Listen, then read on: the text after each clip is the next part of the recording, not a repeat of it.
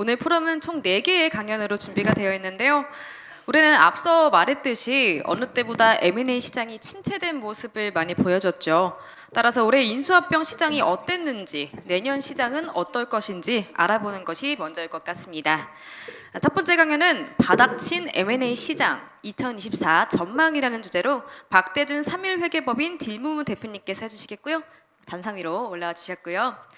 네, 박대준 대표님은 PwC 시카고 법인에서 근무하셨고요. 3일 회계법인에서 사모펀드 부문 담당하시다가 현재는 딜 부문 대표 맡고 계십니다. 박수로 맞이해 주시기 바랍니다. 방금 소개받은 3일 딜 부분을 맡고 있는 박대준입니다. 저희 오늘 M&A 시장 그리고 내년 전망에 대해서 저희가 생각하고 있는 바를 좀 말씀드리도록 하겠고, 제목은 이제 추락한 M&A 시장이라고 했지만 이제 최근 한 2년간 급격히 안 좋아진 자금 시장이 M&A 시장에도 많이 영향을 주었던 것 같습니다. 오늘 제가 발표할 내용은 최근 동향 그리고 국내 M&A 시장에 좀 영향을 주는 여러 가지 요소들의 현재 상황과 앞으로 예측, 그리고 마지막으로 M&A 내년 전망과 좀 재현 이런 식으로 조금 말씀드려 보도록 하겠습니다.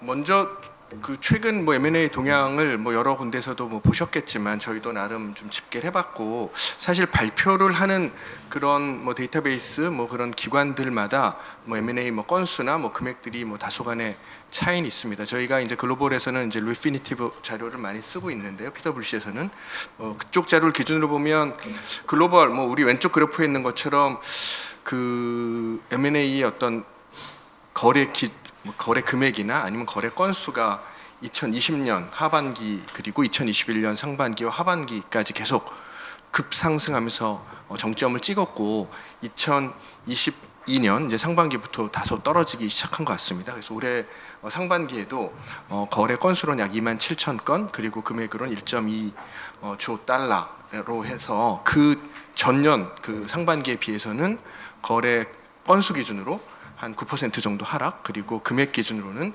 39% 정도로 꽤 많은 하락이 있었던 것 같습니다. 국내도 마찬가지죠. 국내도 유사한 트렌드를 보이고 있고, 21년 상반기 그리고 하반기에 이제 정점을 찍고, 우리나라 역시 이제 22년 상반기부터 좀 하락을 지속해 왔고, 이번 올해 상반기에도 건수와 금액이 전기 대비해서 꽤 많이 하락을 해 있는 그런 상황인 것 같습니다. 이러한 추세를 볼 때 올해 그럼 하반기 이제 벌써 11월 중순이 되었습니다만 12월까지의 실적을 좀 예상해 보면 글로벌 기준으로 건수는 유사할 수 있지만 금액 기준으로는 글로벌을 보면 2018년 이후에 최저치가 될 걸로 그렇게 예상이 됩니다. 국내 상황을 보면 한 19년 정도, 우리가 이제 20년부터 올라가기 시작했는데 한 19년 정도가 되지 않을까 예상을 하고 있고, 다만 이제 저희가 추정한 거는 지난 달이었는데 지금 되고 있는 그런 M&A들도 좀 지연들이 많이 되고 있는 것 같습니다. 예를 들면 올해 하반기에 가장 큰 딜이라고 할 수 있는 HMM 같은 것도 올해 그 건수로 잡히지 않을, 약간 이렇게 뒤로 밀릴 가능성이 좀 있어 보이는 등등, 요 숫자보다도 조금 더 적은 숫자가 나오지 않을까라고 좀 예상을 하고 있습니다. 그 산업별로 좀 보면 글로벌이나 국내나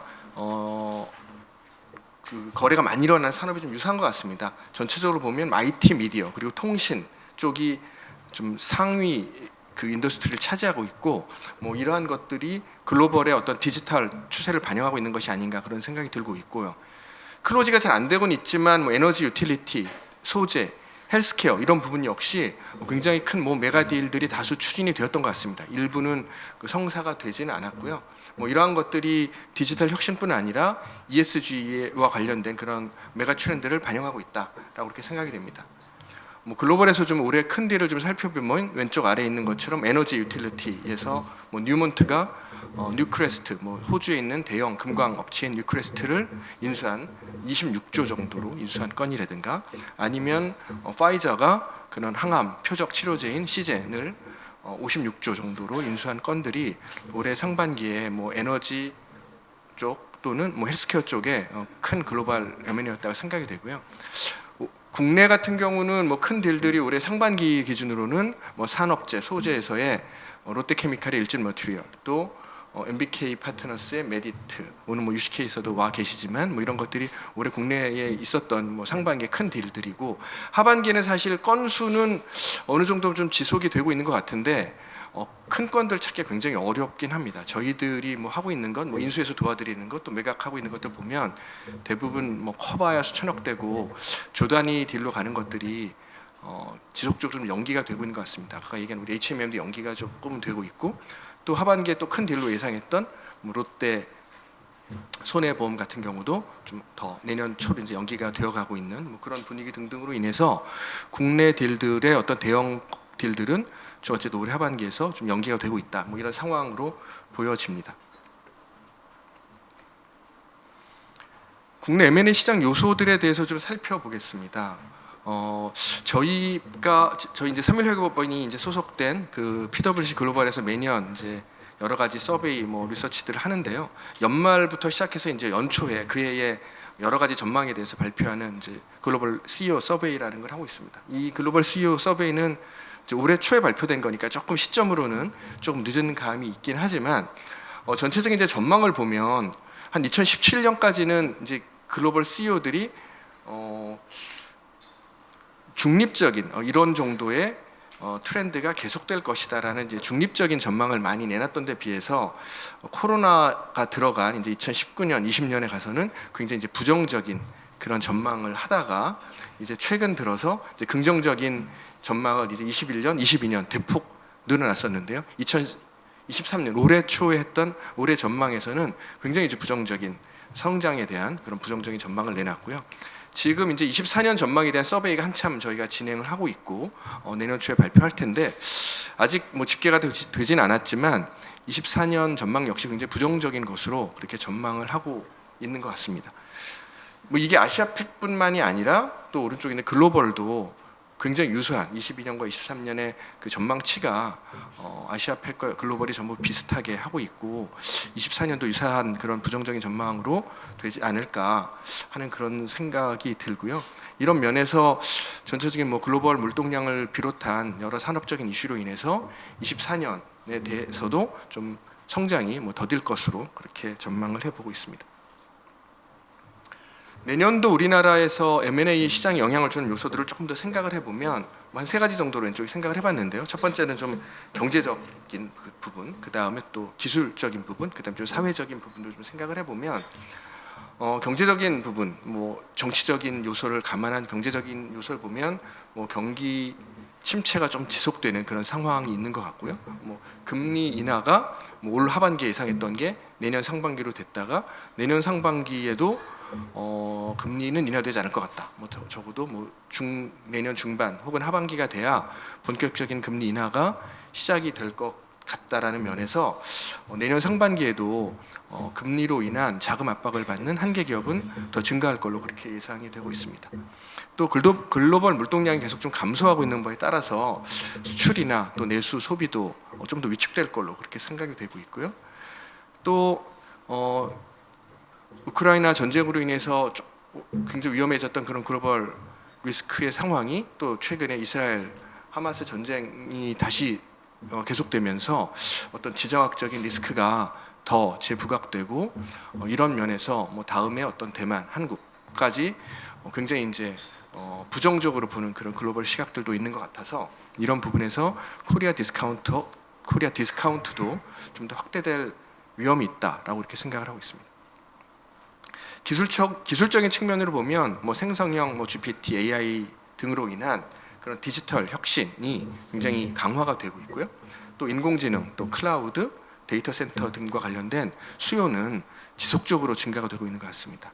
이러한 생성형 AI, 뭐 슈퍼컴 이런 것들이 엄청나게 많은 데이터를 요구하고 있기 때문에 이와 관련된 부분은 계속적으로 성장을 할 것이다. 또 수요도 증가할 것이다 보고 있고요. 또 사회적으로 보면 ESG 기조는 지속될 것이다. 뭐 최근에 뭐 탄소 중립 이런 부분들이 에너지 위기로 인해서 조금 감소되는 그런 부분이 있기는 하지만 그럼에도 불구하고 ESG 기조는 계속될 것이다.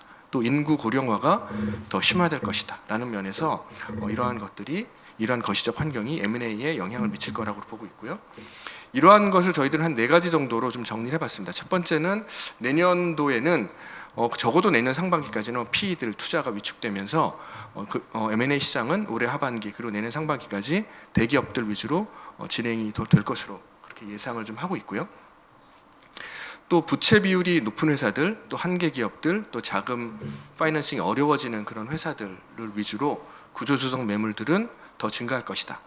이미 사실 구조조정 시장에 나왔어야 될 회사들이 굉장히 많은데도 불구하고 여러 가지 정책이나 뭐 사회적 뭐 분위기 또 금융기관들의 지원 뭐 이런 걸로 인해서 아직 구조조정 시장에 본격적으로 나오지 않은 회사들이 상당히 많고, 사실 올해 상반기부터 그런 회사들을 시장에서 뭐 M&A나 기타 방법으로 저희들이 소화를 좀 해줬어야 되는데 이런 것들이 밀리는 게 구조조정 시장에는 조금 더 안 좋은 그런 상황으로 오지 않나 하는 생각을 하고 있고, 이런 구조조정 매물은 증가할 것이다 라고 보고 있고요. 또 한 가지는 뭐 융복합 혹은 뭐 빅블러라고 얘기하는 그런 시대, 융복합 시대에 따른 그런 산업 간의 M&A도 좀 더 활발해지지 않겠나 생각을 해보고 있고요. 또 마지막으로 기술 패권, 첨단 기술에 대한 그런 기술 확보를 위한 그러한 경쟁, 그 투자들은 더 늘어날 걸로 그렇게 좀 생각을 해보고 있습니다. 뭐 이러한 4가지 부분에 대해서 조금 더 자세하게 한번 보도록 하겠습니다. 먼저 이제 대기업발 M&A 중심을 좀 보면 뭐 경제 성장의 낮은 부분, 또 공급망의 붕괴, 또 신형 경색 이런 부분들로 인해서 구조조정 기업들이 이제 증가하면서 이러한 기업들 과연 이제 누가 인수해 갈 것이냐. 일단은 현금이 풍부한 뭐 재정적으로 안정된 대기업들이 우선적으로 검토를 할 것이라고 보고 있고, 다소 현재 시장을 관망하고 있는 사모펀드들도 내년 뭐 중기 이후에는 좀 본격적으로 구조조정 시장에 뛰어들지 않겠나라고 저희들 보고 있습니다. 사실 최근에 뭐 사모펀드들의 분위기를 보면 올해 하반기는 거의 이제 리서치만 하고 뭐 이렇게 투자 활동을 안 하시는 그런 사모펀드들도 꽤 있는 모습을 보고 있고, 또 기존에 투자를 해 놓으신 그 포트폴리오를 관리하고 그런 포트폴리오 최적화를 어떻게 나갈 것이냐, 또 포트폴리오에 있어서의 그런 밸류 크리에이션 뭐 이런 회사의 가치를 늘리는 뭐 그런 부분에 집중을 하고 있는 모습도 보이고 있고, 또 올해 예전에 비해서 국내에도 그 퍼블릭 투 프라이빗, 즉 이제 상장 폐지를 하는 그런 회사들을 좀 사례가 많이 증가한 것 같습니다. 글로벌도 마찬가지고요.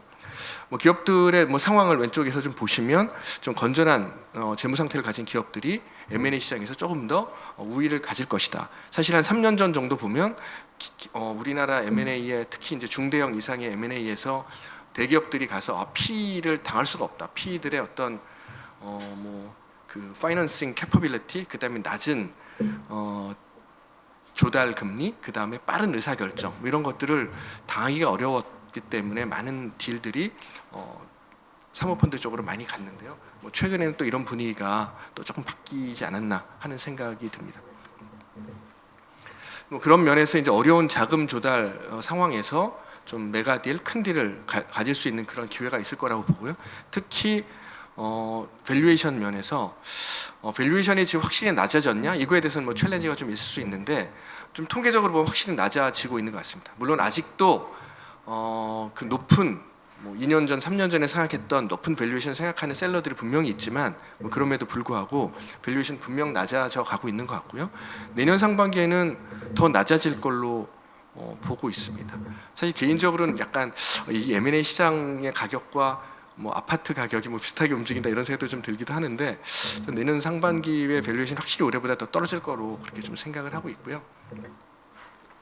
네, 뭐 왼쪽 아래에 있는 것처럼 메가 딜도 꾸준히 검토는 해야 된다. 특히 기술 혁신, 뭐 디지털, ESG와 관련된 부분에서의 메가 트렌드와 관련된 뭐 빅딜은 계속 뭐 준비를 할 필요가 있다라고 생각이 됩니다. 뭐 PE의 좀 상황으로 보면 뭐 아까도 말씀드렸지만 기존의 어떤 포트폴리오에 대한 관리, 그리고 뭐 이에 대한 약간 밸류 크리에이션 면에서의 볼트온 전략들이 계속되고 있는 것 같고요. 또 클라우드 전환이나 데이터 분석과 관련된 것들에 계속적인 좀 관심을 가지고 있으시다라고 생각이 됩니다. 확실히 예전에 비해서 올해 하반기는 투자 활동이 PE들의 투자 활동이 확실히 줄었고요. 근데 이런 투자 활동이 이제 계속 뭐 없어질 거냐? 저는 올해 혹은 뭐 내년 상반기까지가 PE 업계의 약간 구조조정 시기다라고 좀 보고 있습니다. 뭐 이따가 또 PE 쪽 관련해서도 아마 발표를 하시겠지만 PE들이 사실 너무 많이 늘어났잖아요. 막 PE 개수가 금감원 등록된 PE 개수가 작년에 이미 1000개를 막 넘어서고 매년 몇백 개씩 막 생기고 뭐 이러는데 이런 것들이 좀 뭐 구조조정이라는 말이 적합한지는 모르겠지만 어쨌든 산업 내에 적합한 그런 뭐 잘하는 곳, 뭐 못하는 곳에 대한 그런 분석, 뭐 평가도 이루어질 것이고 이런 것들이 좀 진행되면서 뭐 내년 상반기, 내년 하반기로 거치면서 확실히 잘하는 곳들이 더 투자를 잘하고 또 펀딩도 더 잘 받으시고 이렇게 선순환이 잘 되시는 그런 PE 업계가 좀 정돈이 되지 않을까라고 좀 생각을 좀 하고 있습니다. 글로벌하게도 PE의 드라이 파우더가 이때까지 역대 최고입니다. 2.5조 달러라고 하니까 우리나라 기준으로 이제 3,000조를 넘는 엄청난 드라이 파우더가 있죠. 이런 큰 그 투자 대기 물량이 있지만 현재 상황에서는 투자를 조금 주저하고 있고 관망하고 있고 대기하고 있는 그런 상황이라고 보여집니다. 이렇게 드라이 파우더가 많이 있지만 또 PE의 입장에서는 뭐 자금 조달도 뭐 다양한 그런 자금 조달의 방법을 계속 생각을 하고 계시고요. 또 기존에 뭐 투자를 하면서 많은 그 레버러지를 어떻게 쓸까, 그 레버러지에 따라서 전체적인 수익률에 많은 영향을 주기 때문에 그렇게 검토를 하시는데요. 자금 조달 면에 있어서도 좀 다양한 자금 조달의 방식을 검토하실 걸로 그렇게 이해를 하고 있습니다. 국내 투자에 있어서 이제 PE들이 얼마나 역할을 좀 했나를 보면 이건 이제 왼쪽 그래프는 인수 측면에서 PE들이 얼마나 활동을 했는가를 보면 2017년, 18년 뭐 기준으로 PE들이 전체 인수한 거에 한 20%를 차지하고 있다가 2017년에 32.6%로 단순 투자 건수 기준으로만 보면 뭐 금액에는 좀 다르겠지만 건수로만 보면 2017년이 PE가 제일 이제 인수를 많이 건 기준으로 했던 해인 것 같고요. 유사하게 되다가 이제 2020년, 21년부터는 건수 기준으로 조금 이제 줄어 있는 상황인 것 같고요. 작년 기준으로 24%, 한 4분의 1 정도가 PE가 인수한 건이다 이렇게 보여지고 있고요. 저희 같이 이제 자문을 하는 회사 입장에서 보면 이제 저희 고객의 한 3분의 1 정도가 이제 건수 기준으로 뭐 PE인 것 같습니다. 그래서 저희는 이제 3분의 1 정도가 이제 PE 업무를 하고 있다라고 이제 생각을 하고 있는데 전체 건수로 보면 한 25% 정도 그렇게 이제 차지를 하고 있는 것 같습니다. 뭐 작년 뭐 또 올해 상반기 기준으로 보면 PE들이 뭐 투자를 결정해 놓고 뭐 여러 가지 이유로 클로징이 안 된 사례들이 많죠. 심지어 MOU를 체결해 놓고도 펀딩에 실패를 하는 경우들이 있고 여러 가지 그 자금 시장이 어려워진 게 가장 큰 이유가 되겠지만 PE들의 투자는 올해 상반기부터 조금 어려워진 부진한 그런 상황으로 있다라고 이렇게 보여진 것 같습니다. 뭐 오른쪽 아래에 있는 것처럼 시장 변동성과 고금리 그리고 아직도 뭐 여러 가지 밸류에이션 관련된 이슈, 뭐 엑시트하는 입장에서 보면 또 밸류에이션이 오히려 하락하고 있는 게 또 이제 엑시트에 방해를 하고 있는 그런 상황이 되는 것 같고요. 이게 단지 뭐 PE의 상황만은 아니고 밸류에이션, 뭐 금리 이런 부분이 만들어진 딜도 기존에 뭐 MOU를 체결하고 클로징까지 기간이 평균 3개월이 걸렸다면 지금은 뭐 5개월, 6개월 뭐 이렇게 걸려야 뭐 계약을 체결하고 또 계약에 따른 그런 파이낸싱이 이루어지는 것 같아서 기존보다는 적어도 2, 3개월씩 그런 클로징이 딜레이가 되고 있는 그런 상황이다라고 이렇게 생각이 됩니다. 그 M&A 시장에서 뭐 대기업 위주로 들어가는 상황을 좀 정리해 보면 그런 면에서 국내 시장이 구조조정 환경 하에 있다. 그리고 기업들의 입장에서 핵심 역량에 집중해야 된다. 또 첨단 기술 중심의 새로운 사업을 구축을 준비한다. 또 내수의 한계를 가지고 글로벌의 시장을 준비한다. 뭐 이런 시장 환경에 따라서 대기업들은 사업 구조 개편에 이미 나선 기업들이 꽤 있고 내년 상반기에도 좀 더 본격화될 걸로 그렇게 생각을 하고 있습니다. 또 뭐 기업들의 입장 혹은 뭐 PE 입장도 마찬가지로 기존 포트폴리오를 어떻게 강화하고 어떻게 최적화시킬 거냐, 뭐 선택과 집중을 하면서 키워야 될 때를 더 키우고 또 집중하지 않아도 될 그런 포트폴리오는 뭐 좀 과감하게 매각하는 뭐 그러한 전략을 펼칠 걸로 예상이 됩니다. 첨단 기술과 관련해서 뭐 디지털 역량을 어떻게 고도화할 거냐, 뭐 좋은 인재들을 많이 채용하는 것도 있겠지만 디지털 역량을 가진 국내 혹은 해외 기업들을 M&A를 통해서 확보하고자 하는 노력들이 굉장히 강하게 일어날 것이다라고 이렇게 생각을 하고 있습니다. 또 이런 면에서 글로벌 진출도 강화를 할 걸로 생각이 되고, 제가 최근에 만났던 많은 뭐 대기업에 계신 분들이 국내 기업은 이제 살 데가 없다 이런 얘기 하시는 분들도 많이 계시는 것 같습니다. 국내 기업들은 갖고 있는 기술의 면에서 또 밸류에이션의 면에서 또 여러 가지 뭐 노조 문제를 포함한 어떤 그런 인력 관리의 어려움 뭐 이런 등등을 위해서 국내 기업들에 대해서 좀 우선적으로 보지 않겠다라는 그런 뭐 전략 담당하시는 임원들도 꽤 계신 거를 저희들이 알 수 있었습니다. 뭐 이래 좀 대기업들 몇 군데 좀 정리해 봤는데요. 다 비슷하시더라고요. 그래서 보면 미래 지향 사업을 진출한다라는 면에서 다 비슷비슷하십니다. 다만 집중하고자 하는 산업이 뭐 조금 다르실 수 있겠죠. 근데 여기 있는 회사들도 크게 보면 반도체 그리고 바이오 그리고 뭐 배터리를 포함한 뭐 2차 전지 뭐 이런 부분들이 미래 사업의 먹거리다라고 생각하시는 분 비슷하신 것 같습니다. 물론 삼성 같은 경우도 작년에 이미 앞으로 5년간 450조 투자하겠다고 작년에 발표하셨는데 아직 올해까지도 뭐 실제 투자가 일어난 건 없고 굉장히 검토는 아직도 많이 하시는 것 같은데 큰 투자는 아직은 못 하시는 것 같고요. 뭐 써 있는 다른 회사들도 다 뭐 비슷비슷한 상황이라고 생각이 됩니다. 다만 이런 대기업들이 미래 사업을 하겠다는 것들은 물론 예전에도 뭐 비슷한 게 있었지만 이러한 산업의 그런 변화가 가속화되면서 그러한 부분들이 내년도에 M&A로 나타날 가능성이 굉장히 많다라고 이렇게 생각을 하고 있습니다. 다음 뭐 요소로는 뭐 구조조정과 관련된 부분인데요. 굉장히 그 부채 비율이 높은 업종들이 있습니다. 업종별로 이렇게 좀 왼쪽부터 나래비를 좀 세어봤는데 유틸리티, 뭐 우리가 전기, 가스, 물론 이제 여기에 한전이 차지하는 비중이 너무 높기 때문에 좀 왜곡된 숫자일 수도 있겠지만 유틸리티와 관련된 부분 또 우리나라의 조선업 굉장히 높은 그런 부채 비율을 가지고 있습니다.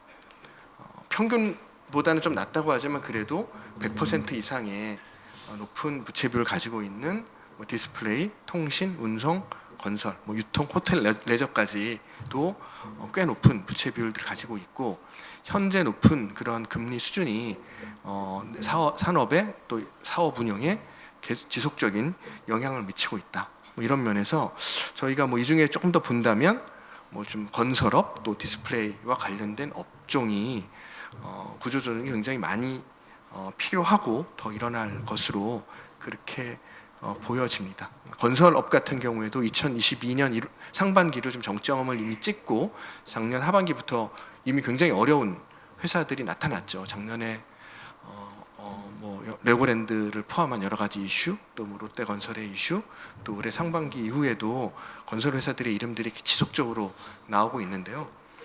이런 것들이 뭐 PF와 관련된 이슈들이 좀 더 본격적으로 이슈화가 되면 내년 상반기에 더 많은 회사들이 구조조정 대상이 될 것으로 그렇게 조심스럽게 전망을 해봅니다. 또 디스플레이 업종도 공급 과잉이 벌써 5년째, 4년째 지속이 되고 있습니다. 공급 과잉은 뭐 2025년에나 가야 풀릴 걸로 그렇게 보여지고 있고요. 지난 3, 4년간 공급 과잉이 계속되면서 어려워졌던 뭐 디스플레이 업체, 또 디스플레이와 관련된 전후방 산업들이 내년 상반기 좀 더 어려운 면에서 구조조정의 그런 대상이 좀 될 걸로 그렇게 보여지고 있습니다. 뭐 세 번째 팩터로 융복합, 뭐 빅블러 시대 이런 얘기들을 하고 있죠. 그래서 이 시대에는 뭐 산업 간의 경계가 점점 없어지는 것 같습니다. 모든 산업들이 데이터 기반의 사업을 하고 싶어하고 플랫폼 기반의 사업을 하고 싶어하고 그러한 역량을 갖춘 인재를 영입하거나 그러한 역량을 춘 회사와 뭔가 같이 사업을 같이 하는, 뭐 아래 박스의 두 번째 줄이지만 초기에는 좀 더 전략적인 제휴, 그리고 그 다음에는 M&A 형태로 확대, 그 다음에는 성숙 단계에 진입해서 자체적인 역량을 가지고 뭐 글로벌로 진출한다든가 플랫폼 사업하는 이런 모델들로 뭐 계속 가져가는 것 같고요.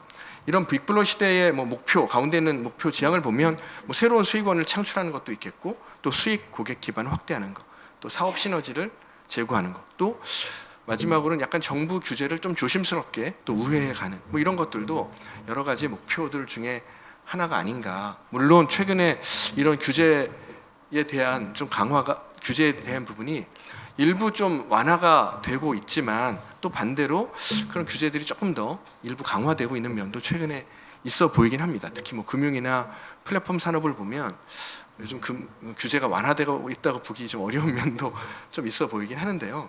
뭐 국내 기업들도 보면 사실 뭐 스타벅스도 음료 회사지만 지금 뭐 예수금이 4천억이 넘는 뭐 금융회사에 가까운 그런 금융 사업을 하고 있는 거나 마찬가지의 사업을 하고 계시고, 뭐 신한은행이 갑자기 뭐 배달 업체를 인수해서 그런 금융을 또 좀 더 그런 유통과 확장시켜서 하고 싶어 하시는 부분, 뭐 네이버나 카카오도 마찬가지의 면이죠.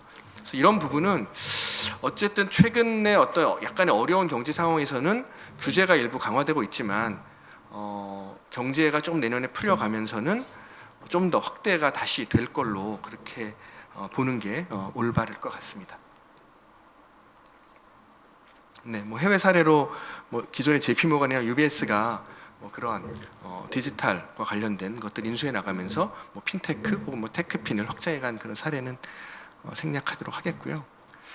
그리고 기술 패권, 첨단 기술과 관련된 그러한 M&A는 분명히 내년에도 많이 확대될 것이다라고 생각을 하고 있고, 지난 뭐 200년간 특정 산업들이 산업을 혁신시키면서 이 사회를 발전시켜 왔습니다. 뭐 최근 10년, 20년간도 보면 뭐 인공지능, 뭐 로봇, 뭐 기술, 뭐 청정 기술, 디지털, 소프트웨어 뭐 이런 부분들이 사회의 혁신을 일으키는 그러한 기술 혁신을 해왔고요. 그럼 앞으로 또 무엇이 될 것이냐 생각해 보면 뭐 ICT, AI 그리고 ESG를 바탕으로 하는 그린 산업 부분에서 지속적인 기술 혁신이 일어나면서 이쪽 부분에 대한 M&A 트렌드가 강화될 것이다라고 생각이 됩니다. 마지막으로 뭐 결론, 뭐 대응 방안으로 M&A 시장 전망을 좀 더 정리를 해보면 2021년 하반기에 정점을 찍은 M&A 시장, 최근 이제 3년간 하락이 되고 있고 올해 또 상반기보다는 좀 나을 것 같지만 계속 뭐 3년 전 수준밖에 안 될 것 같고요. 내년 전망해 보면 내년 상반기는 그렇게 좋을 것 같지는 않고요. M&A 시장이 뭐 내년 하반기에는 금리 좀 인하가 좀 시작되면서 조금 더 M&A 시장이 회복을 시작하는, 뭐 완전히 회복이 됐다고 보기는 어렵고 회복이 시작되는 모습을 보일 걸로 그렇게 저희들은 전망을 하고 있습니다. 또 국내 M&A 시장을 보면 대형 딜이 일부 있지만 그래도 국내 M&A 시장이 대형 딜보다는 1,000억 미만의 좀 중형 1조, 1,000억이 아니라 1조 미만의 몇 천억 수준의 그런 중형 M&A들이 M&A 시장을 주도해 갈 걸로 그렇게 생각을 하고 있고요. 다만 특정 인더스트리에서의 메가 딜에 대한 특히 에너지 그리고 디지털과 관련된 부분에서는 메가 딜을 추진하는 그런 기업들이 있을 것이다 라고 이렇게 생각을 하고 있습니다.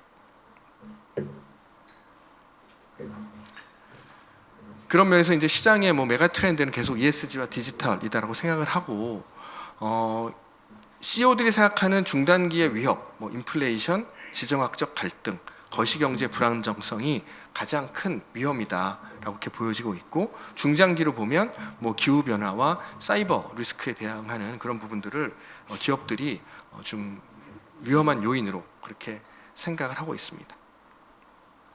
네, 미래 시장 또 M&A 시장에서는 에너지, 탄소 중립, 스마트 농업, 바이오, 첨단 기술 이렇게 이제 저희가 5가지의 꼭지를 가지고 그 5가지에서의 M&A가 이제 앞으로 내년 혹은 뭐 2, 3년 내에 더 증대될 걸로 예상을 하고 있습니다.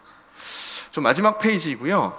저희들이 이제 그런 면에서 저희 PwC 글로벌에서 이제 M&A와 관련해서 이제 올해부터 쓰고 있는 단어가 Transact to Transform입니다. 즉 M&A라는 것이 뭐 기존 사업을 조금 하고 그냥 내가 뭐 신사업을 해볼까 이게 아니라 기업의 혁신을 위한 M&A, 또 현재 가진 포트폴리오를 혁신하기 위한 M&A, 또 혁신을 통한 그 이후에 또 다른 M&A, 뭐 이렇게 혁신과 M&A가 계속 사이클을 이루면서 반복해 가야 된다라고 해서 이제 트랜잭트 트랜스폼이라는 단어를 쓰고 있고요. 혁신을 위한 M&A를 준비하기 위해서 기업의 아이덴티티를 변화시키고 성공 열쇠는 기술이다라는 그런 면을 가지고 마지막으로 기업의 통합을 미리 준비하는 뭐 이런 것들을 준비할 것들을 저희들이 당부드리고 있습니다. 네, 짧은 시간 제 말씀 들어주셔서 감사하고요. 앞으로도 좋은 M&A가 될 수 있도록 시장에서 노력하겠습니다. 감사합니다. 네, 박 대표님 말씀 감사합니다. 내년 M&A 시장에 어떻게 대응해야 하는지 알아볼 수 있는 시간이었던 것 같습니다.